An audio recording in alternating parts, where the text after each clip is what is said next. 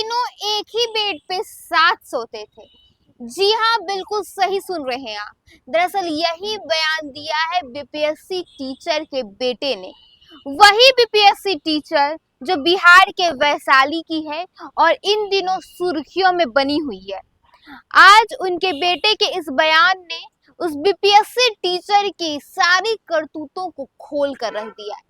इस खबर में हम आपको बताएंगे कि क्या कुछ नया खुलासा हुआ है और क्या क्या उनके बेटे ने बयान दिया है। नमस्कार, आप देख रहे हैं न्यूज पीआर और मैं हूं आपके साथ ऋतु।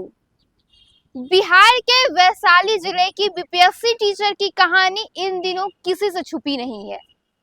वो हर चैनल पर सुर्खियों में है और हर लोग उस घटना के बारे में बखूबी जानते हैं। दरअसल पहले पति ने यह क्लेम किया था कि उन्होंने अपनी जमीन बेचकर अपनी पत्नी को पढ़ाया। उसके बाद पत्नी के बयान निकलकर सामने आए जिसमें सारे सबूतों को वो दिखाने की बात करती है और अपने पति के द्वारा लगाए गए सभी आरोप को झूठा बताती है। ऐसे में अब एक नया ट्विस्ट आ गया है। दरअसल उनके बेटे जो है वो अब मीडिया के सामने आते हुए बयान दे रहे हैं। उन्होंने साफ कहा है कि मैं, प्रेम अंकल और माँ तीनों एक ही साथ एक ही बेड पर सोते थे। मम्मी जो है मुझे साइड में सुला देती थी और खुद प्रेम अंकल के साथ सोती थी।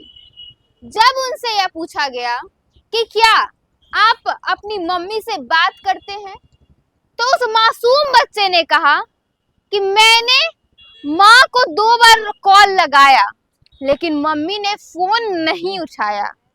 उन्होंने मेरा फोन ब्लॉक कर दिया है, तो ऐसे में कैसे बात करूं?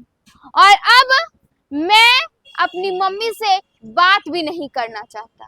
सोचिए जरा, एक बच्चा जो है जिसकी जान प्राण उसकी माँ होती है, वो अपनी माँ तक से नहीं बात करना चाहता है।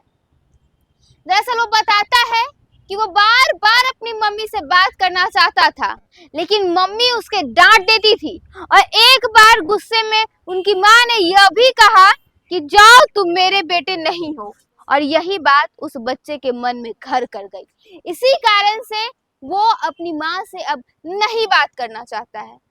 ऐसे में जो आज उनके बेटे का बयान निकलकर सामने आया है वो सभी को हैरान कर दे रहा है। क्या कि एक माँ जो है वो अपने बेटे को ऐसे कैसे कर सकती है?